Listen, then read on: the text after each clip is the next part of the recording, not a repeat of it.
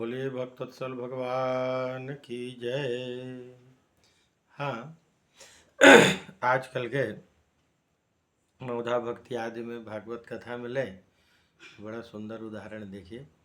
15 से 20 या 25 की हो उम्र, अदा अलबेली चेहरा भी नमकीन हो। सलमान की शैली हो या शैली हो ऐश्वर्या राय जी की, बीच मांग हो निकाले मुख मुछ दाढ़ी ही न हो। नाच नोच लचक नखरों से भरा हो तन, शारद कविंद्र गान तान में प्रवीण हो। धाक ऐसों की जमती है मानस के प्रवचन में, तान हो सुरीली और आता जाता कुछ न हो। बोले भक्तवत्सल भगवान की जय। इसी को तुलसीदास जी शास्त्र में लिखते हैं, जे नर करई प्राकृत गुण गाना, शिर धुनि गिरा लगा पछिताना। जे नर करई प्राकृत गुण गाना, जब भगवान श्री रामचंद्र जी की राजगद्दी हुई उस समय समस्त देवी देवता यक्ष किन्नर इत्यादि सब आए, आकर के सबको कुछ न कुछ दिया गया। तब हनुमान जी महाराज को बोले कि हे हनुमान, आप भी कुछ मांग लो।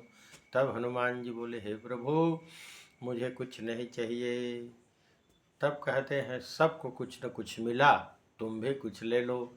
तब हनुमान जी महाराज बोले कि हे प्रभु, मैं आपकी जहाँ कथा रहे वहीं रहूं।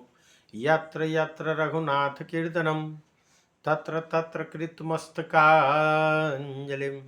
वाष्पवारि परिपूर्णलोचनम, मारुति नमत राक्षसांतकम। यत्र यत्र रघुनाथ कीर्तनम, जहाँ जहाँ भी भगवान की कीर्तन हो, कथा हो, वहाँ मैं अवश्य रहूं। हे प्रभु, यही मुझे वरदान दीजिए। तब से हनुमान जी महाराज जब कहीं भी राम कथा भगवत की कथा होती है वहाँ वो विराजमान रहते हैं। तो अब सबको मिल गया। तब सरस्वती जी कुछ देरी से आई। तो स्वर्ग में रहती हैं सरस्वती मैया, उनको आने में समय लग जाता है। कुछ देरी से आई तो कही तुम भी कुछ मांग लो। सरस्वती माता कहने लगे, हे प्रभु मुझे भी वरदान दीजिए। तब भगवान बोले, मांग ले, क्या मांगना है। तो उन्होंने कहा, जब तक मैं न आ जाऊं कथा प्रारंभ न हो। अब हनुमान जी पुरुष वर्ग हैं, उनको आने में कुछ समय नहीं लगता, लेकिन महिलाओं को सजने में धजने में, चूड़ी टिकली बिंदिया मंगल सूत्र इत्यादि सब पहन ओढ़ करके आने में, फेयर एंड लवली क्रीम लगा के आने में समय लग जाता है। इसलिए सरस्वती मैया बोली कि मैं जब तक ना आऊँ तब तक कथा प्रारंभ न हो। इसीलिए हम सब तैयारी करके बैठे रहते हैं, लेकिन माँ सरस्वती नहीं आती तो कथा प्रारंभ नहीं होता है। और जब माँ सरस्वती आ जाती फिर ओम माँ पवित्र पवित्रो चलिए करके सब शुरू हो जाता है। तो सरस्वती माता जब आती हैं आकर के बैठ जाती हैं, हनुमान जी तो पहले से विराजमान हैं। तब जब कथा प्रारंभ होने लगती है तो सरस्वती माता देखिए स्वर्ग से आती हैं कि हमें भगवान के गुणगान कथा सुनना है करके। लेकिन उसी समय जब गायक लोग ये सब बैठ करके वहाँ शुरू कर देते हैं, क्या एक बार आ जा आ जा आ जा, पता नहीं एक बार आ जाएगा तो क्या होगा। बोलिए भक्तवत्सल भगवान की जय। तो माँ शारदा कहती है सरस्वती मैया कि मेरे आने बिना कोई भी कथा प्रारंभ न हो, इसलिए रुका रहता है, उनके आते ही प्रारंभ हो जाता है कथा। तो कहते हैं, जे नर करई प्राकृत गुण गाना, शिर धुनि गिरा लगा पछिताना।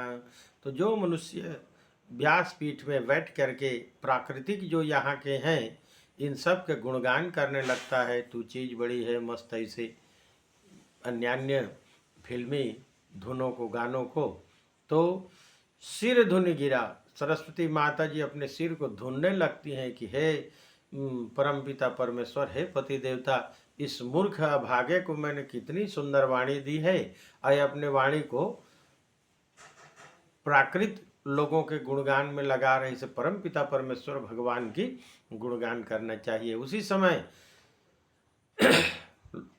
लगा पछिताना,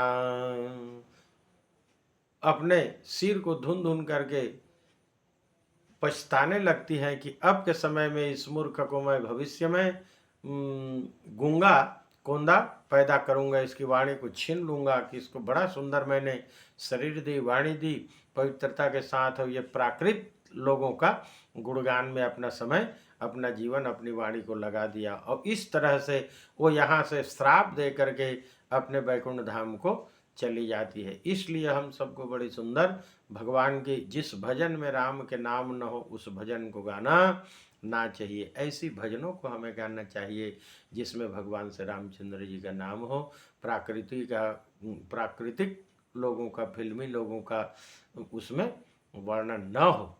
बहुत ही सचेत रहें। और बड़ा सुंदर सुंदर भजन है, एक से एक, उन सब को छोड़ बहुत सुंदर कांड में लिखे हैं। 49 ख में तुलसीदास जी, अस प्रभु छाड़ भजहि जय आना, ते नर पशु बिन पूछ विसाना। अस प्रभु छाड़े, ऐसे हमारे भगवान श्री रामचंद्र जी को छोड़ करके भजहि जे आना, जो अन्य किसी को भजता है, तो राम माने